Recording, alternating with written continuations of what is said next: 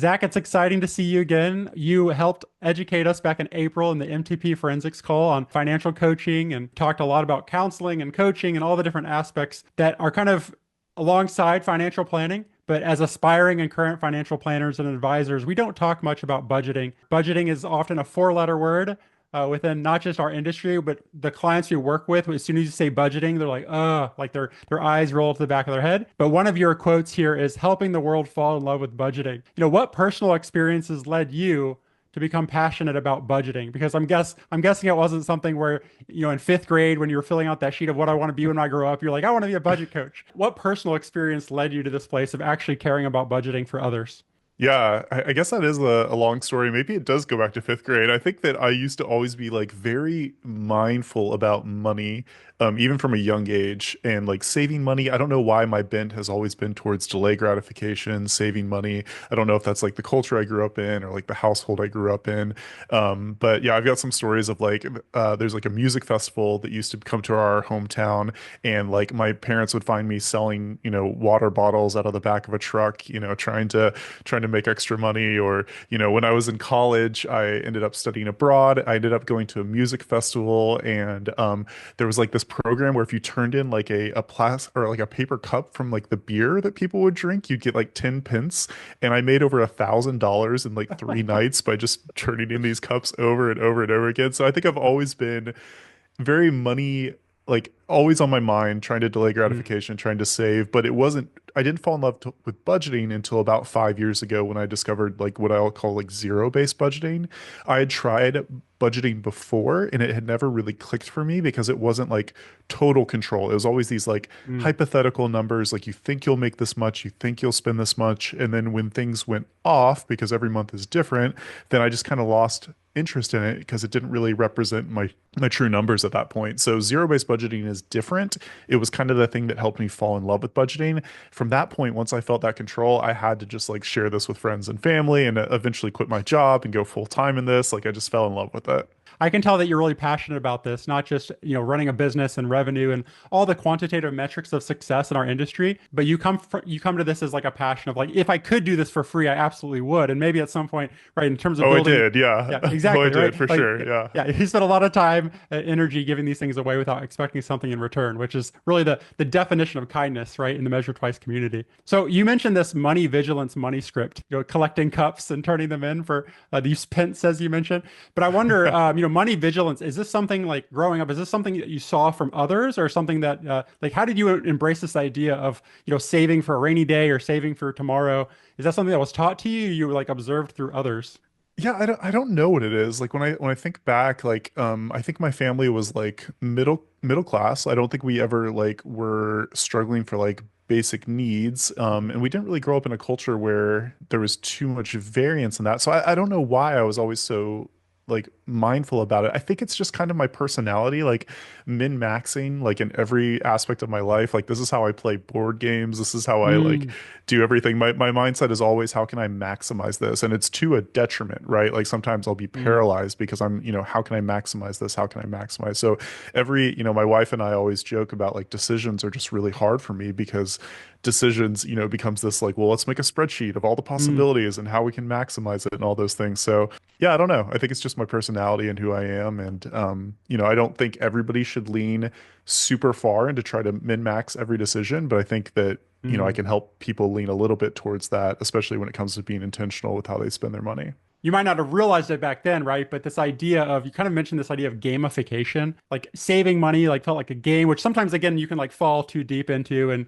like what is that, lose the forest for the trees and things. Yeah. But, one of the things I think I have the habits book in one of my bookshelves back here. If you want to create a good habit, right? If you want to create a habit, you need to make that habit easy. And one way to do that is to actually lean into what's already fun for you. Hey, like how can I make this into a game so I actually build the habits to like actually enjoy it over time? Which again, you said that you want to make your tagline is helping the world fall in love with budgeting, but most people like they have a lot of work to do from going from hating it to loving it. Yeah, so I'd say like a budget is like it's just a plan for your money, right? And like if you back up enough, like we can all acknowledge that like having a plan is usually a good idea, right? Yeah. Having some level of intentionality, facing life life with being intentional instead of letting life just happen to you and reacting, right? Being proactive instead of reactive. And so a budget at its simplest form is just a plan for your money. And so I think when people discover that and when they realize that that plan can include the things that they love as well, right? Like it's not Mm, just about being restrictive.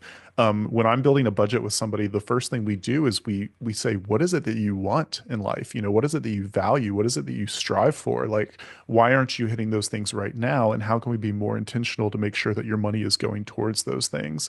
And so when you become intentional about how you spend your money, you're able to reach those goals. And I think that's what helps people fall in love with it is realizing that the things mm. that they want out of life, the things that they love in life, those things can be enabled by being intentional with your money oftentimes. And we want to help you get there.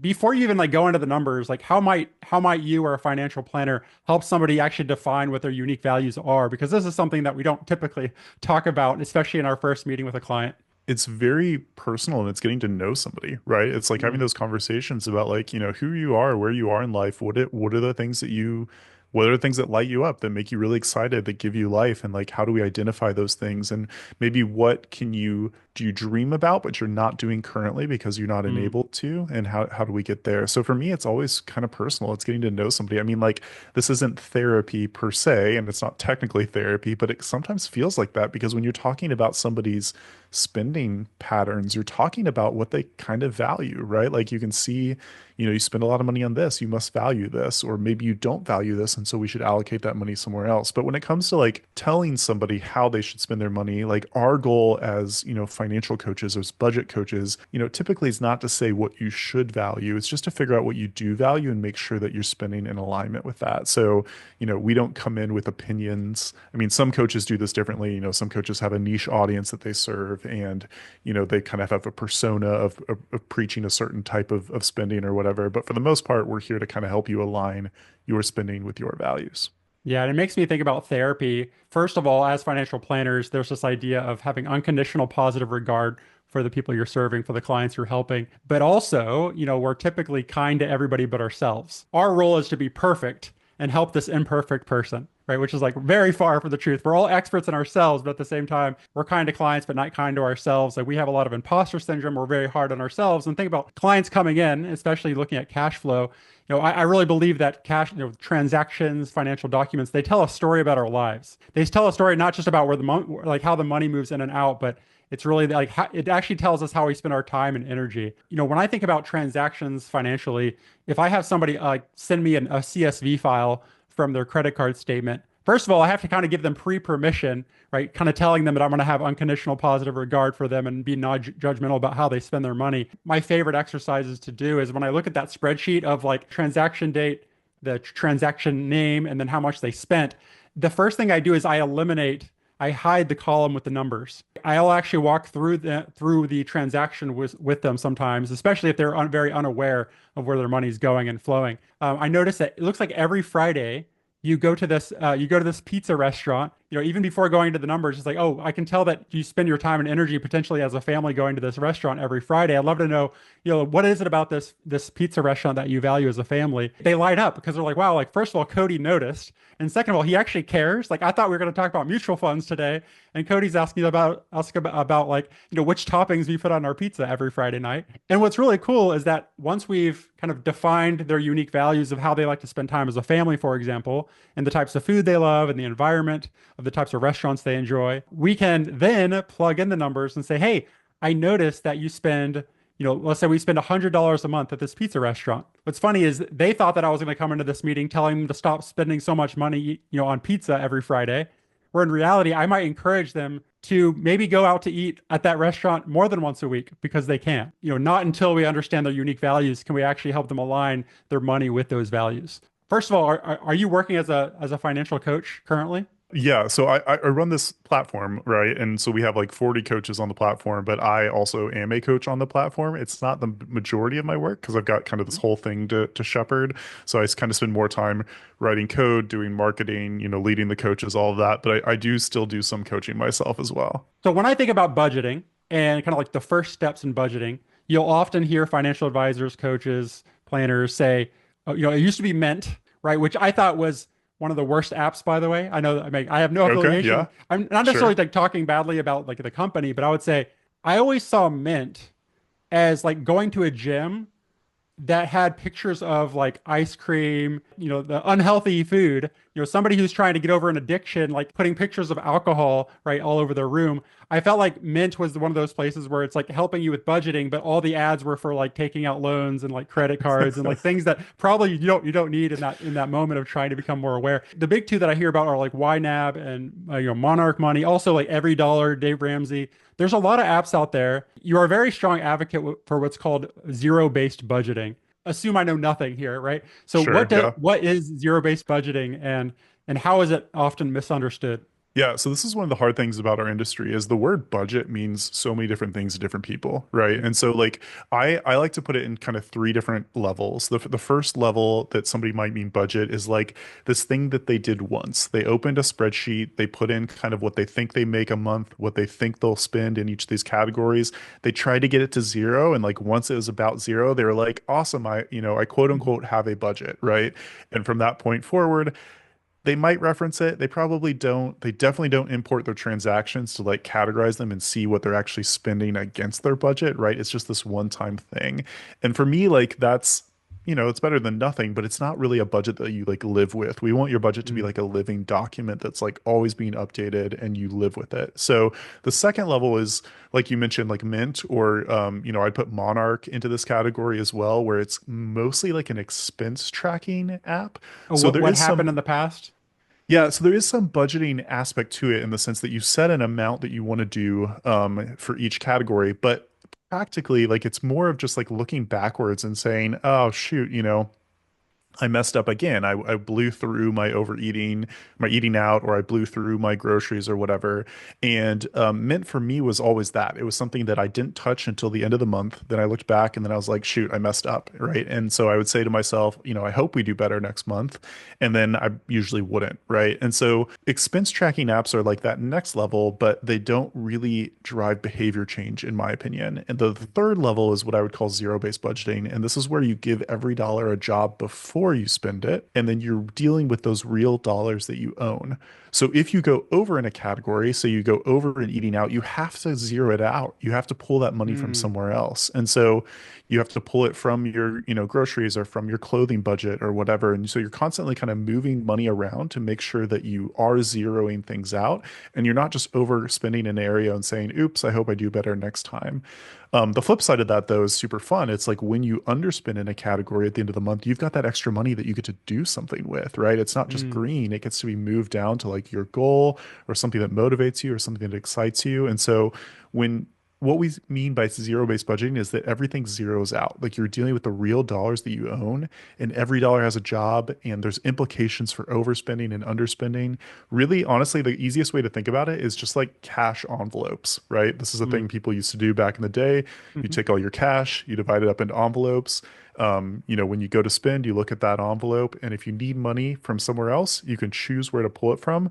But that choice alone is like a values-based decision, right? Like my wife and I Mm. do this all the time. Like we've run out of money in our like kids plus category, which is our like extra fun things for the kids or whatever. But then we see this cool thing at a garage sale or, at the Mhm. park or whatever. It's like, is it worth it to us to pull this money from over here in order to buy this thing for the kids? And like, yeah, it is. But what we've done there is we've made like a real value trade-off decision instead of just looking at a bank account and being like, I think we have the money. Because when you look at the bank account, you don't know what else that money needs to be going towards, and so like it just isn't a super helpful metric. So that's kind of what I mean when I say like there's three levels of budgeting. And to me, zero-based budgeting is that like top level that actually drives behavior change and deals with the reality of the actual money you own instead of like these hypotheticals. You just taught me something right there about the envelope method. I used to think, I mean, maybe just because of like who I heard it from or like how they maybe used like a lot of judgment in how they taught it, but it almost made the idea of like, hey, you have, let's say $500 a month for groceries. I used to think the idea was once you ran out of your money in the envelope, too bad, you're not, no more groceries this month.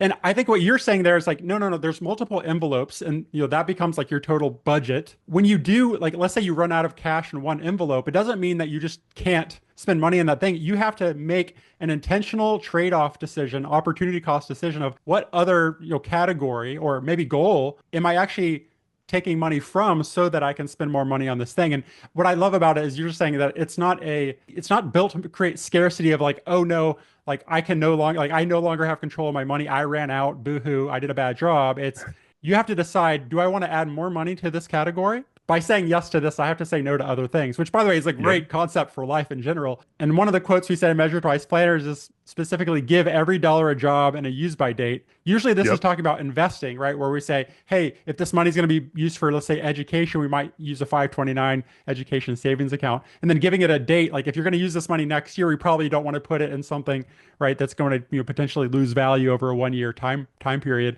Our two professions, it feels like we do the same thing. We just do it on different timelines, right? Like Mm, you're very intentional about giving every dollar a job in the long run. And we say, let's take that same level of intentionality and bring it to the short term as well. mm, And, the truth is, like every dollar, it is an opportunity cost, right? Like if you choose to spend it here instead of there, that's an opportunity cost. And, to different people, that means different things.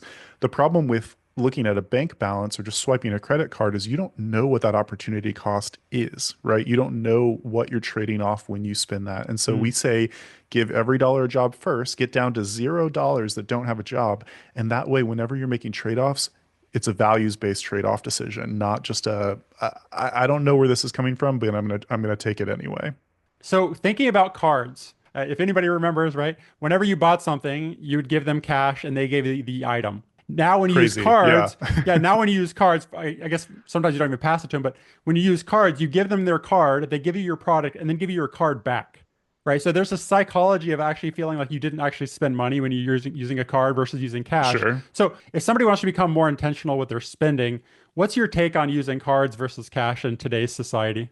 Yeah, so I mean, a lot of people have a lot of strong opinions about this, right? The Sure. way that I budget is I use software, right? And so this Mhm. software, I'm kind of always living in the software. I'm always categorizing my spending. To me, it doesn't really matter what I spend on. It doesn't matter if it was a Mm. debit or credit card because it all hits the same to me and how I categorize it and how it pulls against my category balances essentially. And so the software allows me to spend freely on credit cards and know that I always have the money set aside to pay that credit card off because of the way it kind of works. It keeps track of that for me.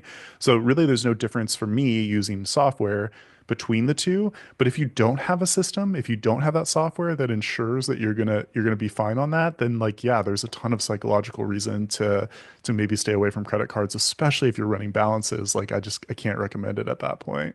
So I'd love to learn more about My Budget Coach. So this is a platform and coaching model that you created. And by the way, Measure Twice Planners, like we don't have any like paid vendor relationships.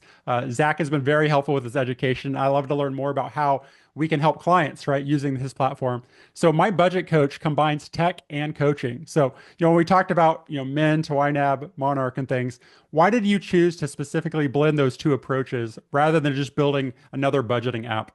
Yeah, it's a great question. I mean, there are truly thousands of budgeting apps out there. Every day there are more that come out. And so the question is why build another one? And what we found is like, tools are one thing, guidance is another thing. For most people to succeed, they need tools and guidance, right? And so I see a lot of people that'll download a budgeting app and that's a tool and that's good. I'll see a lot of people that'll follow, educational materials and that's guidance, that's good. We didn't really see in the budgeting space those two things coming together. So my story, like I fell in love with a tool called YNAB about 5 years ago. My wife and I, it was a game changer for us. We felt like we could get on the same page together. We felt like we could, you know, achieve our goals and move forward with stuff. And it was really cool. We became those people that taught it at our church. We taught classes at our church to like younger couples, older couples, everybody in between, taught it to our friends and family. Basically, what we learned over time, though, was like, unless we really stayed close with that person or that couple, met with them frequently, built that relationship and helped them build that habit, they weren't going to stick with it. The people that we did do that with, they stuck with it and they would say it's life changing, right? Like learning to live by a budget is life changing. I had like a lady approach me in the hall after church a couple months ago and just said like, thank you so much. Like, not only did like we need this, but like we needed this for our relationship. Like it's been a Mhm. game changer in how we work together and stuff like that. And like that to me, that just means so much, right? Knowing that we can be a part of like helping people strong like form stronger marriages and all that. I saw the need for a tool that had coaching built into it. And so I'm a software developer. My mind always goes to, how can we build this tool. And so we built My Budget Coach. The code itself, a lot of the core like budgeting functions is built on an open source alternative to YNAB called Actual Budget, which has been around for a number of years now. So we built on top of that open source code and built like kind of the coaching elements. And on the flip side, we found like there's a whole industry of like budget coaches out there who don't have like a single place to call home, or they don't get kind of revenue share from the platforms they recommend. There's a whole reason why we think this makes sense for that industry we can get into. But basically, we saw a need for something new, and that's what we've been working on. What does working with a coach look like through My Budget Coach? Yeah, so we want to make it super accessible, right? So previously, like the budget coaching industry, you well, first of all, there's no central place to find a coach, right? So you just like search for somebody's website. Usually they would offer like a package. It'd be like, 9 months for $900 or whatever. And that package concept, because that's kind of all they could do with like the lack of technology, Mm. it's kind of a hard it's a hard thing to get started with. Like it's a barrier to entry. It's a leap of faith to say like, I want to spend money to help save money, like all of those things. So we wanted to make a very accessible model. So working with a coach is kind of user led and as much as you want it to be. So you sign up for the app. It's a free 35-day trial. You can pay for the monthly subscription. It's only $15 a month, which is the same as like Monarch or YNAB.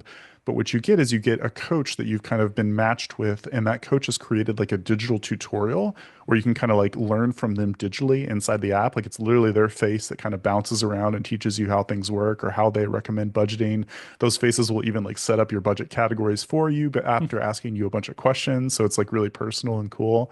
You can also message your coach, like the real coach, back and forth inside the app. And then if you want to schedule like one-on-one calls, you can pay extra to do those kind of one-on-one calls. So we make it very like user driven, and as much as you want to access your coach, you can, but you don't have to, and you can keep the cost very affordable in that sense. So that's one of our hopes, is to make it accessible and affordable. So one of my questions was, how do you help clients stay the course without holding their hand as a coach like throughout the day? And it sounds like you have this nice balance of you can work with like your live in-person coach like whenever you need to, but you also have this avatar, this digital coach along the way. Is that so like is this something that people have on their phone and then like every time they spend money they open it, or like what's the kind of the range of how people are using this effectively? Yeah, so we have like a web version and a mobile version. Like I think that you need to build habits around this, right? You need to Mm. use it frequently. You need to like when you're spending, instead of looking at your bank balance now, you look at the category balance, right? Mm. And that informs how much you should spend, or if you need to pull it from somewhere else, you do that. So it's important to have it on your phone to reference it frequently. Transactions come in via like a bank sync. So you can put transactions in manually if you want to, or you can just wait for the bank sync to come in and then categorize them later. But yeah, it's really up to the user of how much they want to initiate that relationship with the coach. Now, we are new at this. We're figuring out like what models work. I think we're probably going to introduce a model in which you kind of have a little bit more commitment to meeting with your coach, and that way your coach Mm. has a little bit more of the ability to be proactive and saying like, "Hey, let's meet this week or let's meet this month." We're still trying to figure out like the product market fit and the models that all work best and stuff like that. But the heart of it is, how do we connect users and coaches to make sure that people, stick with it, fall in love with budgeting, and become these type of people that are spending intentionally and feel in control, and all the beautiful ripple effects that happen in their community and their families and everything from that. One thing that you mentioned there is the accountability is huge. I find for me, I talk about physical, mental, spiritual, relational, financial wellness. I have a very hard time building up those places I'm not used to spending my time and energy without accountability. I think that building an accountability into that system is going to be massive moving forward, especially. I have a follow-up question for you related to that, which is, what role does AI play in budgeting today, and how might it evolve in the next 3 years? Like I mentioned, there's tons of apps out there. There's thousands of apps, right? Some of them are taking this AI route, or some of them have always been like very automated, right? They'll say like, we do a lot of this for you. You don't need to do that much. You can just kind of check it. And, we talked about that a little bit with Mint or, Rocket Money or any of those. Like for me, that doesn't drive behavior change, right? If you want Mm. something to do everything for you, then you're not going to do things differently, right? And so Mm. like we think that the user always needs to have this level of, control, this level of like ownership that they take over how they spend their money. And so I'm sure AI will have some sort of role in some sort of automation, like we see AI helping like categorize transactions, like helping you, surface what that category is quicker. We use AI on the back end for like marketing, for development, for code writing and stuff like that, but we never want to take away kind of the onus on the user to be intentional with what they want to do with their money. And at Mm. some level, that just means that they need to be the one that puts the money in an envelope and they need to be the one that chooses when to spend that money out of that envelope. We're very mindful of that. We don't want to take away that kind of ownership from the user. This is a fantastic reminder to us, this idea of delegating, validating. In the financial services industry, we often think this is the transactional business of you pay somebody to do it for you. And I just Sure. wrote here in big caps, right? No one else can spend for you. And what's funny there is like, so a lot of people might hire a financial advisor to like manage their money for them, manage their investments for them, right? And whether you hire a financial advisor, an insurance professional, an investment professional, right, even a financial or a budgeting coach, they cannot actually spend money for you. I guess maybe that's a good maybe thought exercise saying, hey, if I were working with a coach, if I had to trust somebody else to spend my money for me, how much would they Hmm. need to know about me to actually do that well? Yeah, that's a great point. So one thing you mentioned to me is this, it's really important to find a coach who actually understands you and like creating an avatar that truly understands not just your spending habits, but even understands your like profession, like how you work. Yeah, my wife has a background in the medical profession, and so, that forms some of, how we would budget our money, right? We have like certifications we have to do. Like in the therapy space, I have friends who are therapists, like family therapists, and they would say that like one of the greatest predictors of success in that relationship is just the affinity you feel with your therapist, like even more so than like the methods they use or any of that. So we wanted to make a platform where you could choose your coach based on, whatever, right? You can kind of read about each coach, watch a video about each coach. Maybe it's the stage of life they're in, maybe it's what they've gone through, maybe it's their values or things like that. We want you to be able to find somebody that you feel like you can resonate with, right? And obviously, they're not here to teach you how to spend your money, but it still might just be helpful to like feel like you can kind of jive with that person. So that to us is why it's important for us to kind of continue to grow and to have like a diverse range of coaches that people can choose from. And so, that's one of our focuses as well. So you can kind of create that initial connection, that foundation of trust and empathy, and then you feel comfortable building on accountability with that person over time. Yeah, and one of the things that allows us to do as a brand too, which is really cool, is like you can go to, Ramsey's World or use Every Dollar, and everybody there is going to be preaching the baby steps in Ramsey's Way, right? And that's helped people. I mean, everybody has strong opinions on that, right? You go to the YNAB world, they've got their YNAB way of doing things, and like everybody kind of has their way of doing things, which is good and helpful. But on our platform, the coach is the one that shines through with how they want to present and how they want to teach, Mm. right? And so we as a platform don't have like a way that budgeting must be done. Instead, we allow our coaches to shine through with what they see as valuable. And that way the audience can kind of pick a coach and they can be the ones to teach how it should work. How do you avoid putting your values on somebody else's budget? Ideally, if you pick somebody that resonates with you, that shares the same values, then maybe you'll jive over those values. It's easier to talk about those and get excited about them together. But yeah, like ultimately, our goal is not to push our values on people, right? Maybe somebody finds you and aligns with you because they share those values, and then it's something that you can share together. But we're not here to push our values and how you should spend your money. Yeah, our goal is to help you spend in a way that aligns with what you value. I think that means you give them the tools that are really helpful and you connect them with somebody that they jive with, that makes sense, and you put all that together, and that gives them the best chance at really making that life change and ultimately, changing their identity to become that type of person who is intentional with their money. That type of person who no longer says, oh, I can't afford that, or I can't do this, or I can't do that, but says, I choose not to do that because I want to do this instead. Even like this is the language we try to use with our children right now. Like we've got a 4-year-old and a 3-year-old, and like the language we try to use is not we can't afford that, but we've chosen not to buy that because we're using this money towards that instead. And so hopefully that creates in them this idea that, they have agency and they can make Mm. choices. And it's not that we can't do something, it's just that we've chosen something else. It warms my heart to think, imagine like a child watching their parent use a coaching program. Sometimes as parents, we feel like we have to like show our kids like, we can handle everything without help. We need to build them up to be able to be like to feel comfortable seeking help from those they trust. So by the way, how old is I see your kiddo in the background there. Yeah, so I've got a 4-year-old and a 3-year-old. They're like Okay. Irish twins, very close together. They're both boys. And yeah, I've been teaching them about budgeting for like since they were like 3 and 2, maybe. So they like it started with like every time we go to Walmart, they would get $2 and they could choose to either spend or save some of it. And,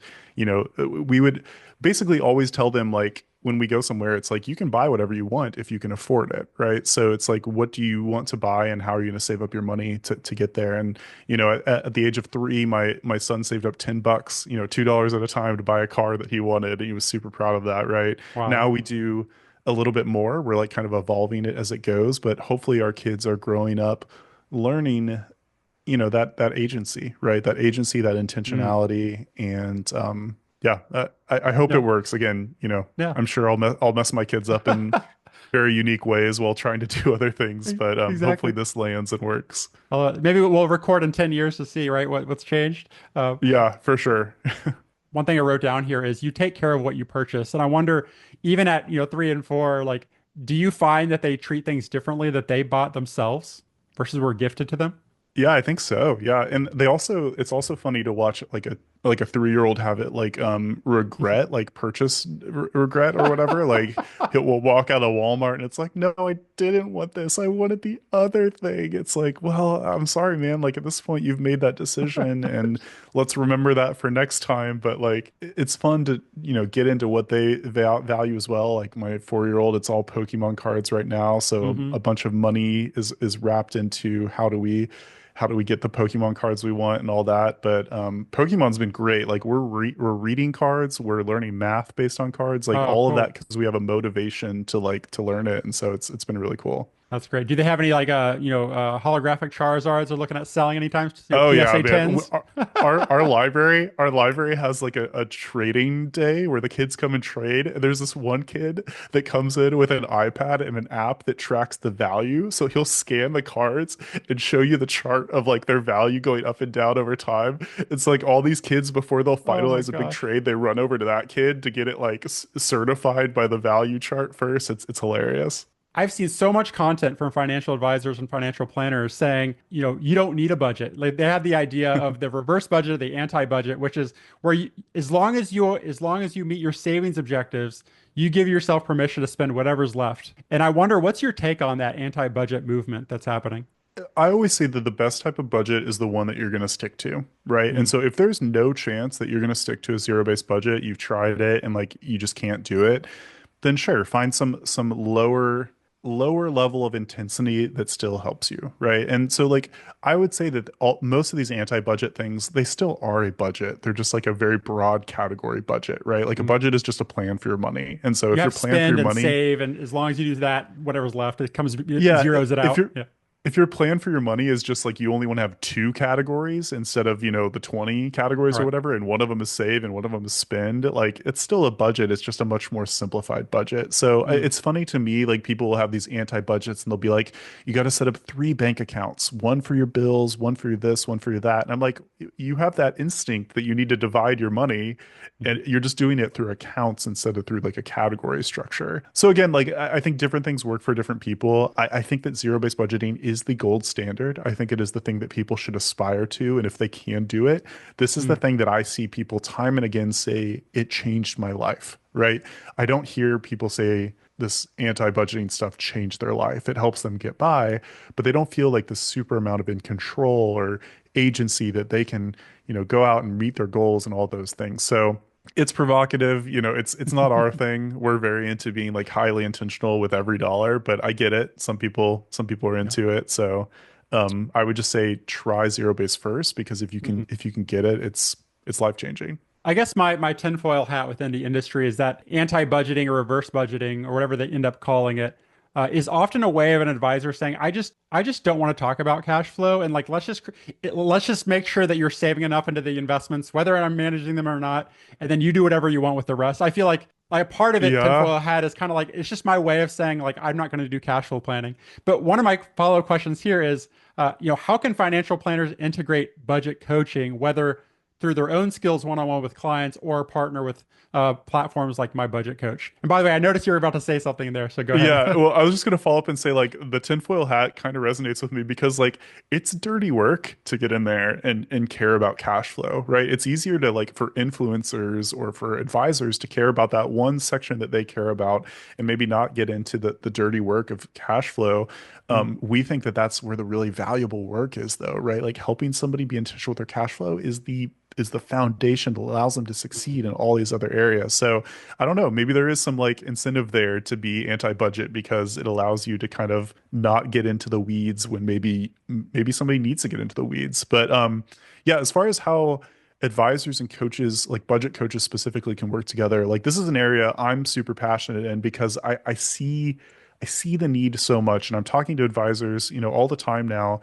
And I think the best way that I've heard it put is like an advisor creates this like beautiful plan, right? It's like if you do this and this, like we're going to meet your goals in the long run and it's going to be awesome.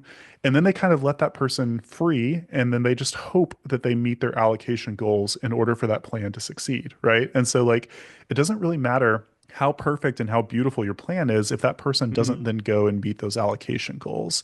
And so that's where we can come in and basically, dovetail into like, okay, well, we know what their plan is. We know what the motivation is to be intentional with their money. Now let's make sure that they are intentional on a monthly basis so that they can actually meet those allocation goals to enact that long-term plan. And so I think that's this perfect, two sides of the coin relationships that can exist there, where advisors can be working with coaches to make sure that those goals basically end up happening over time.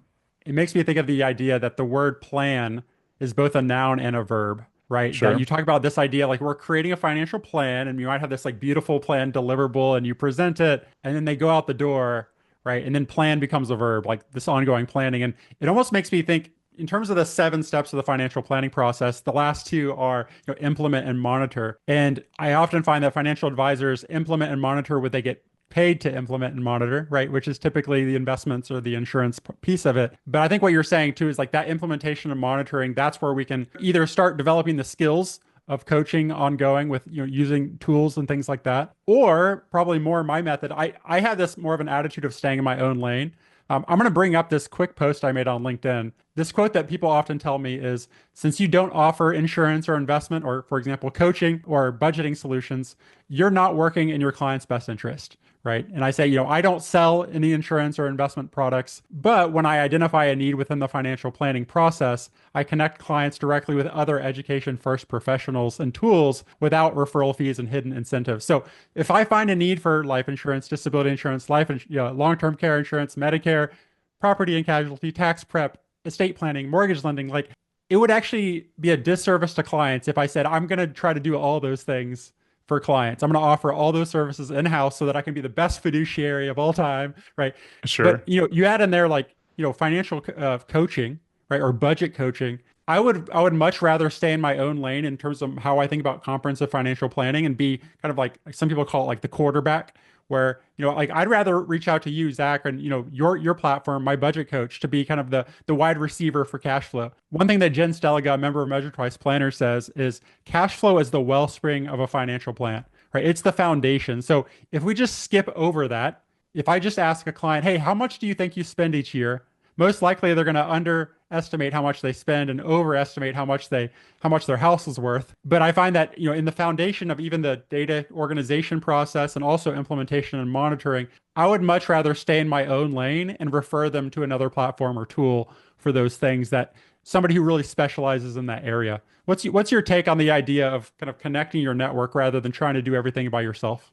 I would agree as well, and that's what we see. And like part of what we're trying to do here, like in working with advisors, is create those well-worn paths of what it looks like to work together, right? So like previously, like if the advisor community wanted to do this, they'd have to identify individual coaches. Maybe there wasn't a standard way of like setting that up or working with them. So like bringing all of the budget coaches together, we can kind of go out and like find these other, advisor communities and build a way to do that, right? So part of the standard process that we're creating is like, what does that handoff look like? How can we take that plan from advisors, because you guys have already done the work of identifying these goals? How can we make sure that those line items are in the budget when the person gets started, so that their cash flow, is in mind of that? And how can we make sure that we, fill up those first before we do the other things? Or sometimes, honestly, sometimes it's a matter of going back to the advisor and saying, hey, you guys set these goals with these allocations, but like you didn't realize that they had these other priorities too. And like for this Mm, season of life, this is a priority. So let's be realistic about what the allocations need to look like in this season, and then try to get them up to that level later, right? It's that whole level of living in the weeds of cash flow, which is just that foundational layer that I think is better done with budget coaches, right? It's better done with like somebody who can focus on that solely. And so mm. when you put all that together, those different professions work together, and we create kind of this awesome outcome over time. I don't know how we do it. I don't know how we make it the standard and the regular, but that's kind of what we see that needs to happen, and we're trying to get out there and Yeah, I'm so help, excited for it. yeah, help spread that word. And I feel like Awesome. I'm seeing it, like the more conferences I go to, the more like all that, it seems like there's this growing trend of like advisors and coaches like working together on this. And so that's really Mhm. exciting to me. Really, to go from an industry to a profession, again, however you define those things, right? To be really recognized as a profession, we have to change from transactions to relationships, right? So not Mm. just, somebody pays me and I do it for them, or somebody pays me, I tell them what to do, but it's a mutual collaborative relationship that we're building together, including bringing in others. Again, like this, it's like building your financial tribe where everybody's helping each other with their own skills and, mindsets, and helping each other along the way. Just a quick sidebar on the tool. So my budget coach, are there ways for the information to be summarized and packaged to show a financial advisor to make that process more efficient and effective?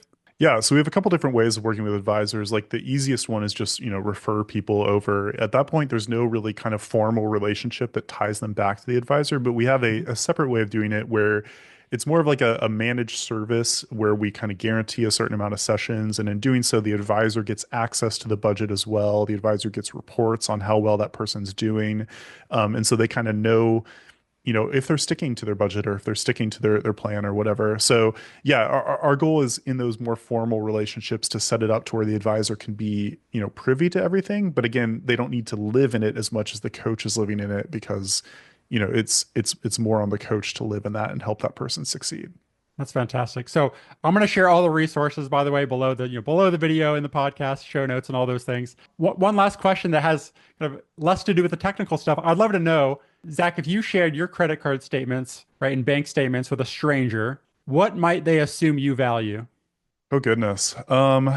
Zooming out a little bit more for this season in life, like a year ago, I quit my job, right? I used to Mm, make very good money working as a consultant, and my wife and I saved up money. We lived below our means for a decade and saved up money for a decade in order to be able to quit that job and tackle something that we're passionate about, right? So like I'd hope that somebody would look at, I've got like 5 years of history in my budget, right? I hope that somebody would look at that and would see that this is somebody who identified a need in the world that could maybe help somebody, and lived below his means for a number of years in order to save up the money to be able to do that. Again, I don't know that if it's that true or that pure or whatever, but I hope that that's what I'm doing, is I'm using money as a tool in order to do good in the world or help others. And so that's kind of what the trend is right now. I'm making significantly less money than I used to be making. I'm spending significantly less money. But all of that, in an attempt to create a company that I hope will help others be intentional, and, hopefully make money over time and be able to ramp up some of that spending. But hopefully that's what people would see. It reminds me a little bit of back in 2018. I went from professional musician to financial planner, and a lot of people said, "Oh, you're doing that to make more money." And I took a pay cut from 80,000 down to 40. Like I cut my income in half back then. And I think maybe we can end this conversation with a question, really a takeaway for everybody, an exercise of look through your transactions, like maybe over the like I like going back a whole year because then you have some of those big lumpy things that happen too, like the big travel Yeah. or like the Christmas and all those things. But I would love for everybody to review their transactions, maybe even take away the dollar amounts, right? Just look at the transactions without the dollar amounts, and also look at what your calendar looked like over the last year. And really write down, how did my time and energy and financial resources align or misalign with my unique values over this last year? And this isn't something to make you feel bad about yourself, but I think it'll really encourage you, everybody listening, everybody watching, to say, hey, how can I be more intentional with aligning my use of my time, energy, and financial resources? What I, what I say, no, not just what I say, but are, uniquely valuable to me and my family. I think that's a very powerful way to start. And then certainly using tools like my budget coach to keep that accountability moving forward. Yeah, I think you're spot on with that. I mean, money is one aspect of this. Your time, your to-dos, how I put them, like your what you spend time doing. Like we have three systems for those. Like I have a to-do management app, I have a calendar, and I have a budget, right? And those things tell me where I'm spending what I value, right? Money is just a piece of that. Money is like a unique piece of it because it's very trackable because there's numbers to it, right? And so it's easy to geek out about the money, but time and energy are also super important too. So yeah, look back at the year. If you're happy with it, then awesome. Like you're living in a way that aligns with what you value. If there's some like mismatch in there, which there always is for me, especially with like energy and time, I'm not like I'm still always trying to how do I be intentional with my kids? How do I come home with energy for my kids every day? Like all of those things. Then, put systems in place to be intentional with those, whether it's a to-do system or calendar or a budget. Like, try to live a life that you can look back at the end of the year and be proud of how you spent all that time and money. Uh, so well said. So my last note here is look at your calendar last week and say, those meetings I was in last week, right? Did I come out of that meeting with more or less energy than when I started? Right? Did I end up in my green, yellow, or red zone after that meeting? And Zach, this is one of those experiences where I'm going to come out of this meeting with more energy than when I started, which really shows that I just align my time and energy with what provides value to me in the Measure Twice Planners community. So thank you so much for being here, and we're definitely going to be staying in touch along the way. Yeah, thanks so much for having me. This is a green for me too. So great to be here.